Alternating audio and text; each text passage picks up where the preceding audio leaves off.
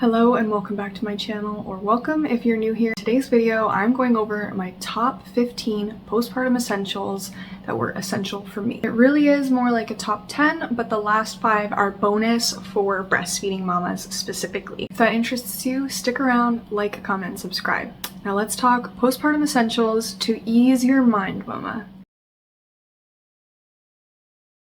So number 1 postpartum essential on my list is going to be a Peri bottle. Now typically the hospital or your midwife through midwifery, whether you're doing a home birth or a hospital birth, someone will at some point give you a Peri bottle. They are very helpful for keeping you clean and fresh down there while you are healing postpartum. You shouldn't really be wiping or anything like that. So it is a great and gentle way to just rinse down there for when you go to the bathroom. Now, the Peri bottle that will typically be given to you is just the standard kind. I would really recommend actually buying a Peri bottle. I had one by Frida Baby. I'm sure there are other brands on Amazon that sell something very similar, but the whole idea is that it is an angled Peri bottle instead of an up and down one. It just makes it a lot easier to rinse with at those angles. Also, I found that it was a lot easier to squeeze out as well. Typically, your Peri bottle, you'll just fill that up with some filtered water, but you can also fill it up with herbs that are meant for healing down there. Number 2, you're going to need pads and diapers. I had a home birth and my midwife actually supplied me with diapers. The hospital will most likely do the same for you as well, but just getting like one extra pack is very, very helpful to have on hand. So whatever brand you feel comfortable with, I will link ones that I used down below, but just in those first few days, you're bleeding a lot and having a diaper is just extremely helpful in those early stages. You will continue to bleed though up to 6 weeks, so I would recommend getting some high quality organic pads. I again will link my favorite ones down below. You could do also period underwear. That would be an amazing option as well. I didn't have that option available to me at the time, but that would be a good option. Same with like reusable pads. Whatever works for you, set yourself up with a good amount of those. These are all real fun topics, aren't they? But number 3 is stool softeners. Now, you can get constipated postpartum. It can even happen during pregnancy as well. And the best thing for you is a stool softener. So definitely talk to your midwife or your doctor or your OBGYN, whoever is in support of you with your pregnancy. But I definitely recommend some sort of magnesium. Number 4 would be a Perineal spray and balm. My favorites that I used were by Earth Mama. The spray was so cooling and healing, and the balm was incredible. And the balm, I still use it actually because a little goes a long way, and I'm 16 months postpartum now, and I use it for other uses. It's just really an amazing product. And I just found it helped so much with the healing process. I did have some stitches, so it was really nice to have that cooling sensation down there. Now, to side note to that, a lot of people on these lists will recommend a frozen pad or like a padsicle. I never did that. I actually read into that, and it's supposed to be not the best thing, so kind of do your own research on that. I avoided that altogether and just used my Earth Mama spray and balm, and they worked so well for me. Number 5 is witch hazel or witch hazel pads for hemorrhoids. So this is definitely something that you might run into. You know, this list isn't pretty, but it's helpful. Seriously though, witch hazel was my saving grace when it came to that. I struggled with that a lot in the beginning, and I would just take a cotton pad and alcohol-based witch hazel. I used Thayer's, and I would soak the pad, put it right up against the area, and let it soak while I lotioned, while I got ready, and then I would take it off before getting dressed. And then that way I had that treatment and it would help clear up the hemorrhoids very, very quickly. So witch hazel is very helpful to have on hand, and there's so many other uses for it as well. Number 6, Sitz Herbal Bath. To what I was saying earlier with the Peri bottle, You can make a Sitz herbal bath. I will link either the one I had below if I can find it or something similar, but it's just a blend of herbs that are typically helpful in soothing, healing, and wound healing. And you can get dedicated little Sitz baths where you can sit in it, and it's meant for that. I didn't have one and I didn't use it that way, but you could really use anything that you feel comfortable with, but it's pretty self-explanatory. It's an herbal tea that you would sit in to heal the wounded area. Now, the one that I had made a massive batch, so I kept it in a crock pot in the fridge, and then I would fill up my Peri bottles and use that as my rinsing aid, and that was really awesome. Something like that is really, really helpful, and I also put it in a baby shower gift for a friend of mine, and she loved it. She said that I should give it for every baby shower gift, so keep that in mind. You know, you gotta think about the mamas too, not just the babies. Now, number 7 is a water bottle and mineral water. So get high quality filtered water. Get yourself a really nice water bottle if you don't have one already. Get your favorite one if you have one already, and keep it by your bedside. You are going to need to be staying hydrated, especially if you are breastfeeding. So either way, we need to stay hydrated. We need our bodies to heal, but if you are breastfeeding, you're definitely going to need a lot of minerals and a lot of water. So make sure you're getting a good quality water. Get a biofulvic mineral-based product to add to your water, or you could get mineral drops. I'll link again two that I really like down below. And that leads me into my number 8, which is electrolytes and freezer meals. So slightly touching on the water again, you can get an electrolyte powder. Again, I'll link my favorite one down below. It tastes great, and it was like my favorite thing ever postpartum.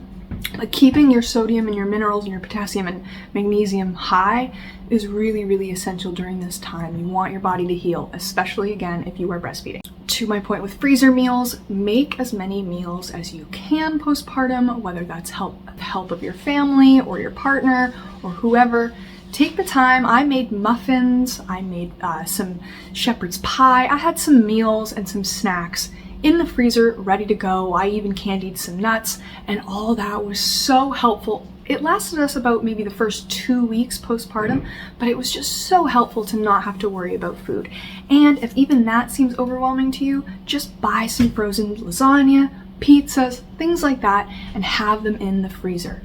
Have them in the freezer. It's just going to help you out so much. Also, especially again, if you are breastfeeding, but even if not, you're still waking up in the middle of the night giving your baby some food, have some snacks by the bedside, especially early on, and definitely focus on protein-packed meals. You're going to want a lot of minerals and a lot of protein during this time. Now, number 9, you're going to need potentially some pain relief. Now, you can go a few different routes this way. You can go the more natural route and take some arnica or CBD or whatever you feel comfortable with, or you could just take some Advil or Tylenol. I cannot take NSAIDs because I have ulcers, so I did take, I think, like 1 or 2 Tylenols in the first week postpartum, and that's really all I personally needed, but these things can help assist you during those times. You know, medicine is here for a reason. So have that on hand if you're not used to having that sort of thing on hand to begin with. Even like a hot water bag is good to have on hand just to kind of lay on your womb area. That's very nice as well.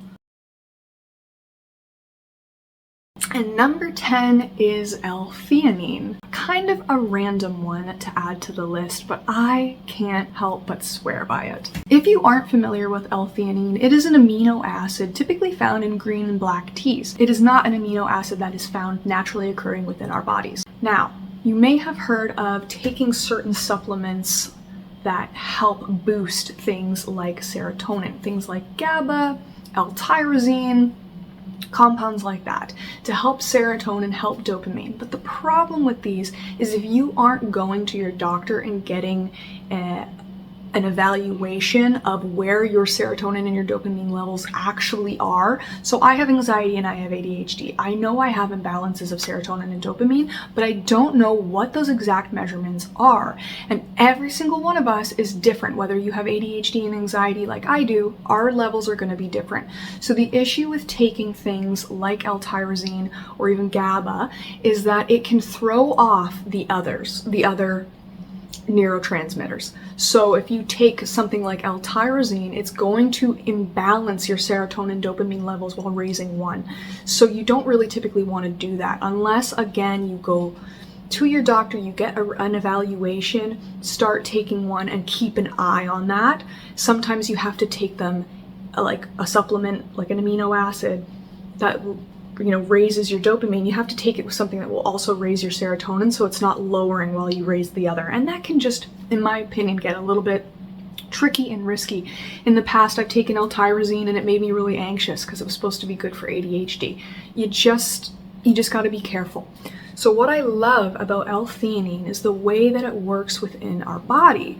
It naturally finds the imbalances within your neurotransmitters and helps them function smoothly. So I have personally noticed a massive difference in my mood postpartum due to L-theanine. It's just one of my favorite supplements, and I highly recommend looking into it and possibly talking to your doctor about it as well. Postpartum, you can get anxious and depressed and irritable, and those are all things that I experienced, and L-theanine really helped me a lot, and I just couldn't not put it on the list.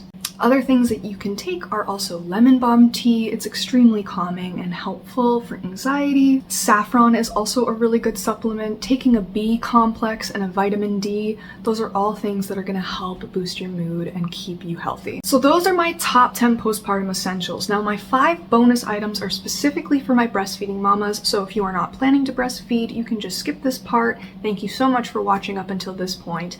But my top 5 breastfeeding nursing essentials are: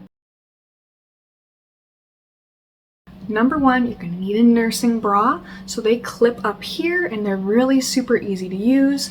I recommend getting just like a plain nude one, and then I mostly wear like my nice lacy ones. So there are ones that look nice, and I'll leave down below some Amazon links where you can see the ones that I've used and I like, but just you can do your research on ones you want to get as well, but just highly recommend a nursing bra. It'll be very helpful. Now number 2 would be a nursing top. So I wouldn't go, if I had to pick, personally I think a nursing bra is more important than a nursing top, just because if you wear a crop top, you can easily lift that up. I've had no problem wearing all my normal shirts for the most part, as long as they're not too long and I don't have to pull them up too high. So crop tops are fantastic. I also just bought regular V-necks, and I had a crossover, and it's just so easy. It just opens like that, and it's not even meant to be a nursing top. So think about your lifestyle, think about the clothes you already wear. You can get styles that are higher up and they just lift up. There's hoodies, whatever works for you and what you think is going to be best, but it's not absolutely necessary. Just having a couple pieces that you can wear on the everyday is really helpful. If you are co-sleeping or anything like that too, you could get one that lifts up. If you're cold at night with a long sleeve, you can just get one that easily lifts up, and that's very helpful for nursing in the middle of the night. So just think about nursing bras and nursing tops. Now number 3 would be some sort of nipple balm or shield. I never had to use shields. Fortunately, I never had a problem with any sort of irritation or chafing or dryness or itchiness or anything like that at all, thankfully.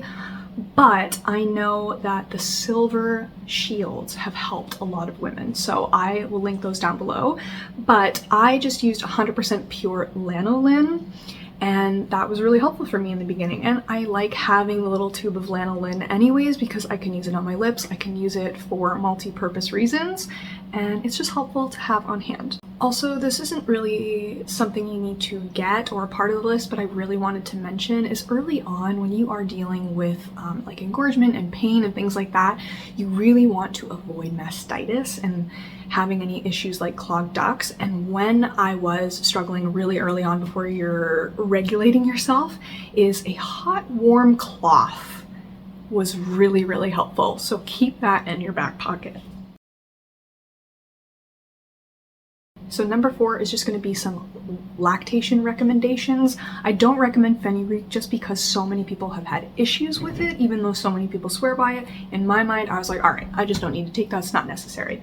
Personally, as long as your baby is feeding often enough, you should not need to take anything for breastfeeding. Just stay hydrated and eat your protein.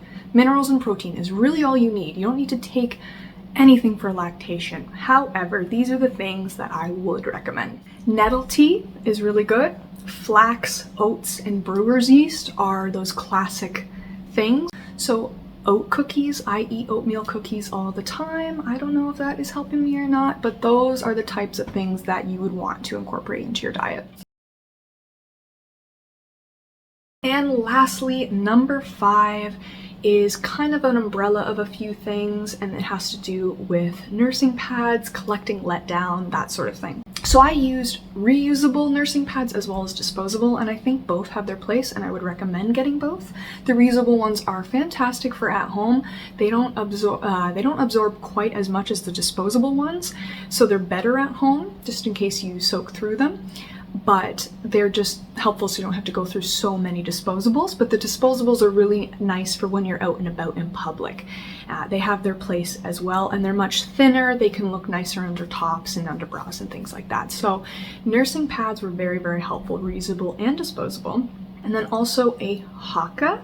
So I mentioned this in my newborn essentials, but it's very helpful for you as well. So the Ladybug is the Haka's version that just catches letdown kind of casually, which is kind of better for in the middle of the night. But during the day, their 2.0 Haka with the lid and the little base is fantastic. That will collect so much milk for you without you having to pump anything. So just put it on the other side while your baby is nursing on the other side, and it will be your best friend. It was so helpful in the beginning.